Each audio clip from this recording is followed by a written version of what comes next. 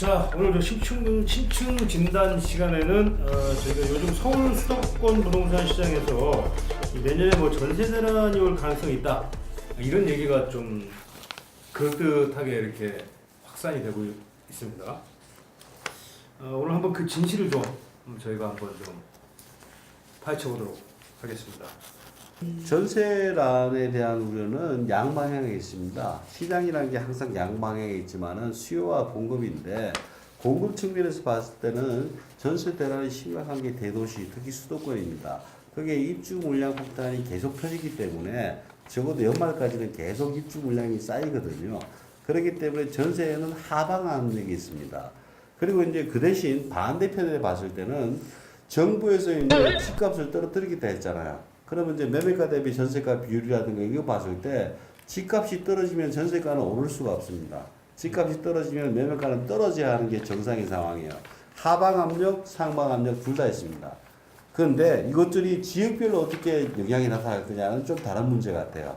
그 수도권에서도 외곽에 입주 물량 터지는 지역은 워낙 많이 터져요. 뭐 한 10,000원, 20,000원씩 터지기 때문에 그 지역의 전세가는 거의 뭐 역전세난이 날 거다 날 정도로 되겠지만은, 근데 강남 지역 같은 경우에는 그렇게 터지는 게 없습니다.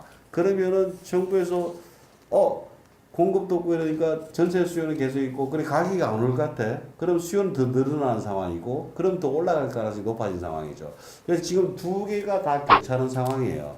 근데 이제 전국적 상황 또는 대도시권별 상황으로 봤을 때는 지금은 매매를 중지한 상황에서, 그리고 이제 사고자 하는 사람이 없는 상황에서는 전세 수요로 돌아갈 가능성이 높다. 그럼 전세 수요가 높아지니까 전세가는 상승 압력이 높다.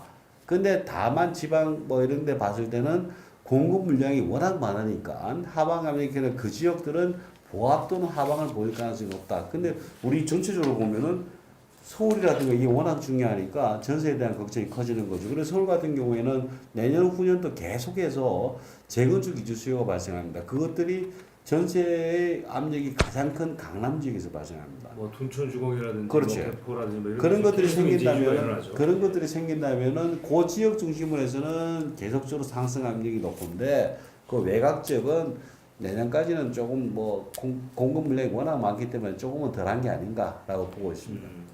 예, 우리가 이제 주택 보급률을 지표, 우리가 일반적으로 뭐 정확도는 그렇지만 어쨌든 인구층 명당 주택수 이런 걸 우선 볼 수 있고, 그 다음에 현재 전세 가격 상승률 이런 지표나 통계를 우리는 이제 알고 있잖아요. 물론 이 지역별로 생활권별로 다르게 나오는 것이고요. 그 다음에 특히 눈여겨봐야 될 게 이제 미래의 전세 가격 전월세 어떻게 될 것인가, 이 부분은 이제 입주 물량 추이를 보면 어느 정도 알 수가 있죠. 그러니까 교수님 말씀하신 대로 그게 이제 국지적이고 지역별. 그러니까 서울 같은 경우 보면 이제 올해보다는 내년에 입주 물량이 약간 증가해요. 그리고 또 다른 이주 물량도 또 검토를 또 봐야 될 거잖아요. 그러니까 순증이 중요해요. 매실이 되고 또 새로 입주가 되고, 그러니까 양쪽을 다 살펴봐야 되는데, 지금 전반적으로는 전국적으로는 입주 물량이 올해부터 향후 한 2, 3년간 증가하는 것으로 돼 있어요. 그거는 2, 3년 전부터 분양 물량이 늘어났다라는 점에서 알 수가 있죠. 이게 한 30개월 시차가 있으니까요. 두 번째는 서울은 따라서 낮은 주택 보급률, 그러니까 96이라는데 이게 이제 98% 정도 올해 말이 될 거라고 국토부는 발표를 해요. 그 다음에 수도권은 약 98에서 현재 이게 약 100% 정도 될 것이다. 근데 우리가 적정하게 보통 보는 건 한 105%, 우리가 한 5%는 늘 정상 공실, 자연 공실률 이런 얘기를 쓰잖아요.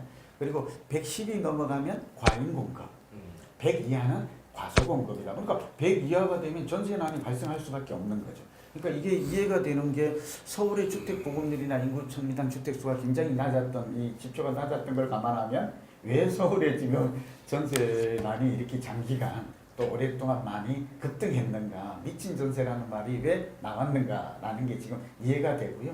다만 좀 다행인 점은 이제 공급이 이제 입주 물량이 실제로 좀 늘어나고 있다라는 점. 그러나 강남권에는 이제 또 역시 재건축 이주도 동시에 일어나고 나서 여기에 대한 예측이 이제 좀, 그러니까 상승 요인과 하락 요인이 혼재되어 있다. 그런데 수도권은 조금 다행인 점은 평택, 화성, 분당, 그다음에 남양 쪽 김포, 고양 이런 데서 입주 물량이 좀 많아요. 그러니까 이런 것들이 입주 물량이 늘어남으로 해서 공급 부족의 이런 전월세 수요를 좀 흡수할 수 있다.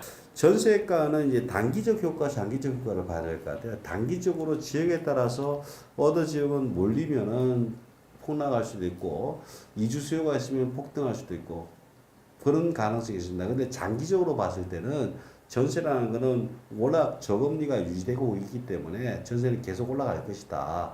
그렇게 봐야 돼요. 왜 그런가 하면은 지금 이제 전월세 전환율 같은 경우에는 뭐 6에서 9% 사이 왔다 갔다 하는데, 대출 금리는 특히 가계 대출에서 전세 뭐 무슨 자금 우대 금리 하면은 한 2% 후반대거든요. 그걸 봤을 때는 계속적으로 전세는 줄어들 가능성이 높고 월세로 전환할 것이다. 그게 보여지고, 또 마지막으로 우리가 봐야 되는 건 사람들이 이동을 할 때 서울도 한 5개 구역으로 나누거든요. 반경 한 5km, 7km 사이에서 움직입니다. 강남에 집이 부족하고 저기 이제 은평구에 집이 많다 그래가지고 그쪽으로 이사를 안 가요. 반경 5km, 7km 내에서의 그 마이크로한 시장, 그게 중요한 겁니다. 그래서 그 시장 내에서 어떻게 움직이는지에 따라 가지고 전체적인 숫자는 이렇게 가겠지만은, 제가 말씀드린 대로 가겠지만은 그 지역별로는 굉장히 다르게 움직일 가능성이 크다. 그렇게 보고 있습니다. 전월세는 이제 금리도 영향을 미쳐요. 월세 전환율도. 그러나 이제 이 연령별로 보았더니 고연령으로 갈수록 전세가 늘어나요. 그렇죠. 그거는 그 이유는 단순해요. 주거비 부담이 적기 때문에. 이걸 가성비라고 또 표현해요. 그러니까 사람들은 이제 집주인 입장에서는 저금리가 월세를 선호하지만, 이제 이 세입자 입장에서는 전세를 선호하는, 전세가 주거비가 훨씬 낮기 때문에. 그래서 전세는 제가 볼 때는 사라지지 않는다. 고령층으로 가고 어느 정도 자금이 있는 사람일수록 전세 수요는 또 늘어나는 것으로 그렇게 또 되어 있거든요. 그러니까 이런 것들이 조금 혼재되어 있죠. 근데 저는 젊은 층들에게 늘 강조합니다만, 월세 사는 사람이 가장 주거비 부담이 많이 내요. 그렇죠. 가처분 그러니까 제일 바보 같은 짓이에요. 그래서 저는 젊은이들에게 20, 30대에게는 절대 월세에서 벗어나서 전세로 가라. 그러니까 청소도 그러니까 수요가 많아지니까 가격이 올라가. 그래서 전세 가격이 올라간다 이 말이에요. 그게 전세 수요가 늘어나니까 전세 가격은 올라갈 가능성이 그렇죠. 높다. 지금 이렇게 보는. 그리고 또 하나가 여기서 조금 더 진도가 나가야 돼요. 자산 관리 관점에. 그러면 결국 전세가 올라가면 매매와는 어떤 영향을 줄 것인가. 단기적으로는 주택 수요가 일정하기 때문에 자가 수요냐 전월세 수요냐 이렇게 나누어지잖아요. 차가 수요로. 그러나 그래서 전세가, 매매는 약세를 보이고 수요가 감소해서, 전세는 수요가 늘어서 전세가 오르지만 전세가율이라고 있잖아요. 결과적으로 이게 올라가게 되면 두 가지 효과가 나타나요. 하나는 전세가 오르면 약간의 돈을 보태서 자가 수요로 전환하는 그런 수요가 또 늘어나게 돼요. 장기간 아니어도.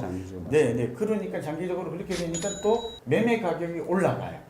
그러니까 이제 다시 문재인 정부의 정책이 매매 가격을 뭐 안정시킨다. 뭐 안정이면 좋겠는데 자꾸 하락시키려는 게 아닌가. 이것도 정책 목표가 잘못되었다고 저는 지적을 하고 싶은데요. 5년 지나서 되면 괜찮은 거지. 그래서 어쨌든 전세가 오르면 우리는 어떻게 생각해야 돼요?